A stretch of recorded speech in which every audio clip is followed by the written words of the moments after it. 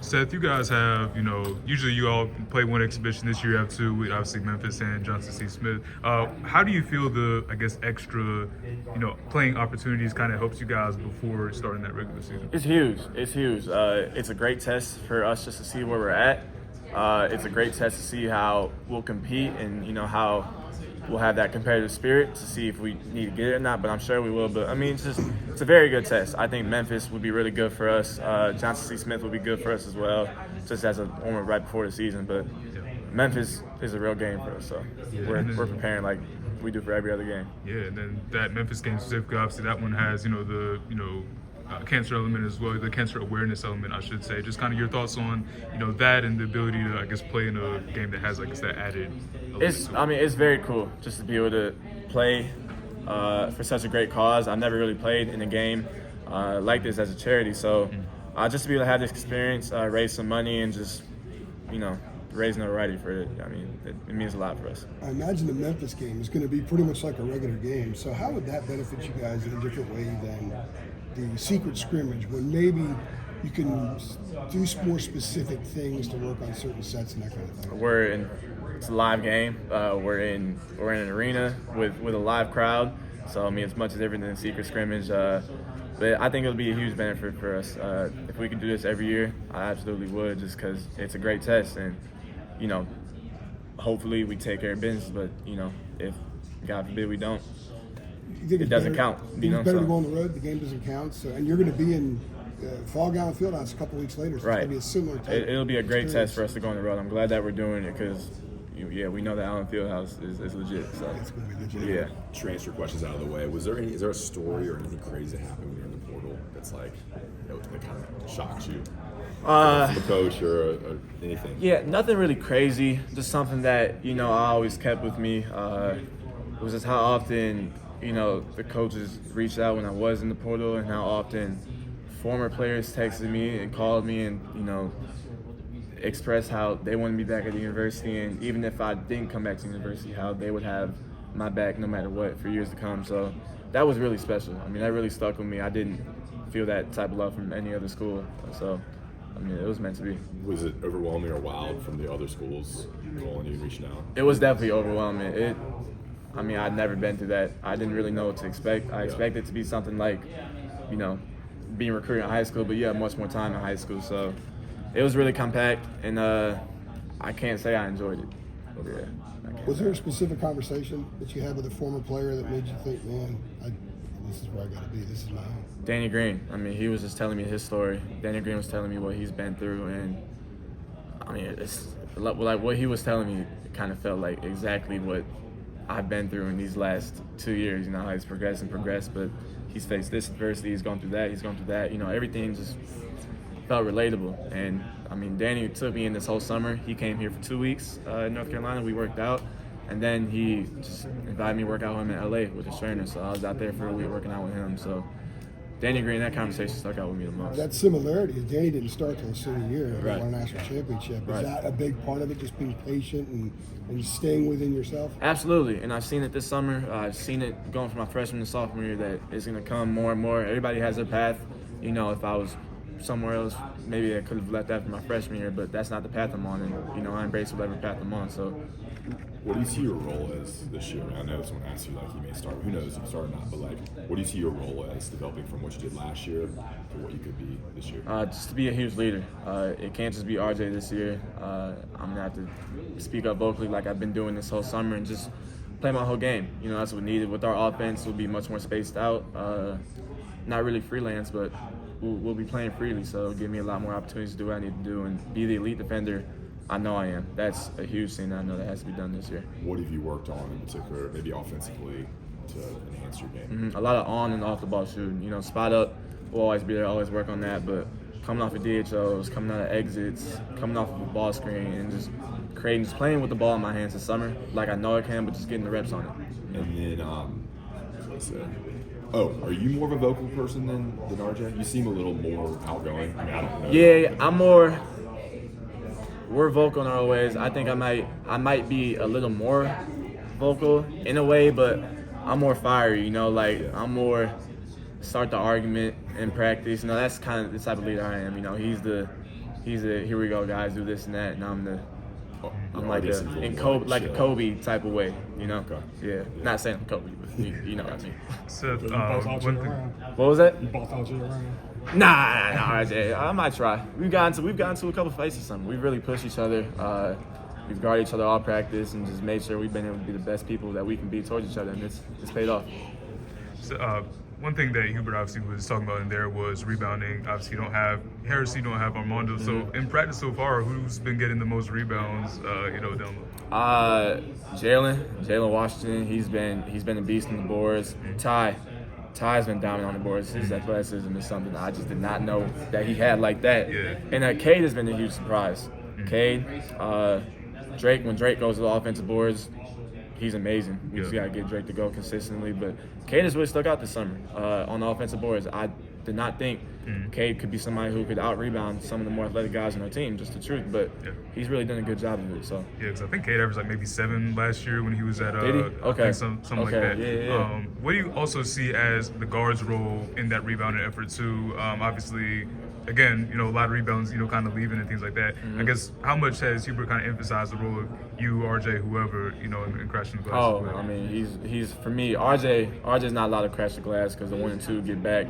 So if I'm ever the 2, you won't see me crashing. But when I'm the 3, you'll see me going and just trying to get the board, being as fierce as I can, being as competitive as I can. I have the athletic ability to go do it, and he knows that. So he sends me, and when I don't go, I gotta run for it. So You gotta use the vertical, I guess. Absolutely. How much work do you get at the 3? Because you can guard the 3. Yeah. And you can hit the boards and stuff. I'm just kind of curious how much work you get in there. A lot. I spent a lot this summer genuinely at the 1, 2, and 3. So just make sure I know everything at each and every spot, just for, no matter what the circumstances, no matter what the situation is, I'm ready. So. And one reason I asked that, because I don't know if I talked to you about last week, but some of the guys were talking about interchangeable parts and just the versatility that you can have guys on the floor that can play 1, 2, 3 at the same time like you, and it kind of throws the other team off because they don't really know who's doing what. Who's doing what? Absolutely, and it's helped. I'm a smaller 3 when I am the 3, but I think my frame and just my weight, everything, my athletic ability, it makes up for it. So. What was the first thing that popped out to you about Cade when you first saw him play? The way he shoots the ball. I mean, I think the same thing that pops out for everybody. He really is an elite shooter. He shot 46% at Belmont, and I mean, he's had his downs, he's had his ups, just like every shooter's had this summer. But I mean, when he shoots the ball, I have full confidence that it's going in. Jay Witt joked last week that he hadn't missed in 3. That Cade hadn't missed in 3 months. Hey, listen. I mean, really, that's how it is. There was this one open gym where he was racking them off. Like, it was crazy. And he's had a few practices like that. Is there some moxie in his game, or is he sort of a quiet assassin? Quiet assassin. You won't ever hear Cade talking. You could say the most derogatory term to Cade, and I don't think he'll ever respond. As an elite defender, does that get on your skin more in some ways when a guy doesn't say anything instead of talking trash, because so many guys do that? Nah, I'm not the type of person to talk trash first. I'm not going to try and get under your skin just to get under your skin. I'm just going to be the But when you're one. defending somebody and he's hitting 3s on you and doesn't say a word, that's different. So is that kind of annoying a little bit, or? He hasn't hit a lot of 3s on me this summer because he's been playing the 4 a lot. So, but just I'm sure in general terms. it's definitely annoying. It's definitely annoying. I mean, we've all been there. Dalton Connect gave me 37 last year. Tremont Mark gave me 35 in back-to-back games. So I've been there. Yeah. I hear you. Inside coach said that this is a quieter team. What is your take on that? He's right. I think we're more skilled. I think we're faster. I think we can be a more fun team. But the thing that we lack is, the noise. We got a lot of old guys last year who have been experienced and make sure that we are vocal and doing what we need to do, because that's a huge part. And I just think, some of the younger guys, maybe some of the transfers, they don't really realize it yet because they haven't played at North Carolina in front of 22,000 people. So it'll be something that we're going to keep working on. We're getting better and better with it, but if everybody can be a vocal leader in their own way, it'll be good for us. I feel like you said something in the past, like when you went into the portal, it's hard for you to press that button and make that announcement, and that's kind of what let you know. Now that you're back, you have that fresh perspective and everything. What kind of freeing feeling do you have going into this season, and what you can accomplish as a player? Yeah, I had a huge free feeling just to play me and just to do me. I know what I'm capable of on the defensive and offensive end, I mean, this is a huge year for me to show it. You know, I don't feel any expectations from anybody, any pressure for anybody. I just have expectations from my coach and for myself, and that's, you know, all I really need to focus on. How much more do you raise your offensive game? I mean, how much concentration do you put on doing that this year? I mean, my whole life I put concentration into it. The biggest thing was just, you know, the confidence in the position. You know, coming in as a freshman or whatever it is, just trying to fill a role. You know, you just don't know, but that's always been there. It's been emphasized this summer. So it's more of an opportunity than working on a game. Yeah. But I mean, working on a game goes into it. Well, yeah, but opportunity is a bigger piece of the puzzle because, you know, you were in situations in the past where you really weren't asked to do that much offensively, right? You could say, but I mean, you could also say we had better offensive guys last year. You know, that's just true. is what it is. What was a determining factor in deciding to take your name out of the portal and come back? They recruited me heaviest when I was in the portal. I never wanted to put my name in the portal. I just feel like it's what I had to do. But at the end of the day, it just like I said it on the post, there's a post about it, but it really where my heart belonged was here, and it didn't feel right going anywhere else. It didn't feel right chasing my dreams anywhere else because I know I have a chance to do what I want to do, accomplish what I want to accomplish here. So, you know, I want to get it done here. Seth, what's it like guarding Ian Jackson in practice? He seems like a guy that, you know, obviously not afraid to get shots up at all. Like, what is it like guarding him? Yeah, you got to be on alert. And he'll shoot it. You know, he'll shoot it, and rightfully so. Great shooter, great scorer. He does a really good job creating. So you got to be on alert with him. You can't fall asleep. On and off the ball, he's done a surprisingly good job moving off the ball, just more than I thought. But yeah, you got to be on alert because if you're not, I mean, he's one of those guys who he'll give it to you. Yeah, and then for him coming up at that college level, and obviously, you know, I know he hasn't played in a real game necessarily yet, but how have you seen him kind of adjusting from, you know, where he came from to obviously, you know, playing in North Carolina? Yeah, I mean, he's gotten more comfortable every day, which is exactly what we need from everybody on this team. He's had his ups, he's had his downs this summer. I mean, just like every other freshman does. But Ian, I tell him, and we all tell him, Ian just being able to play his game, not putting any expectations on himself, not putting any pressure. If he just does that, you know, plays team basketball, he's going to be perfectly fine and put himself in the exact position he wants to be in. Hey, Seth, one question.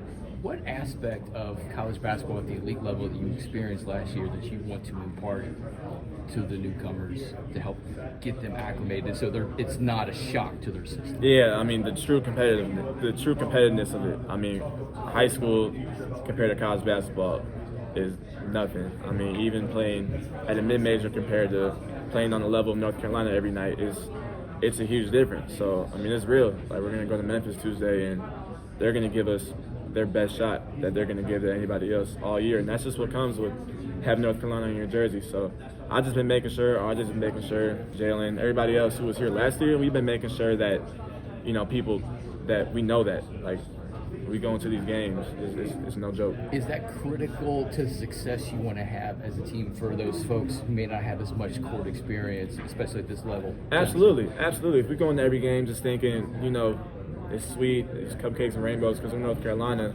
it won't be good for us. So we've been making sure that's been known. Seth,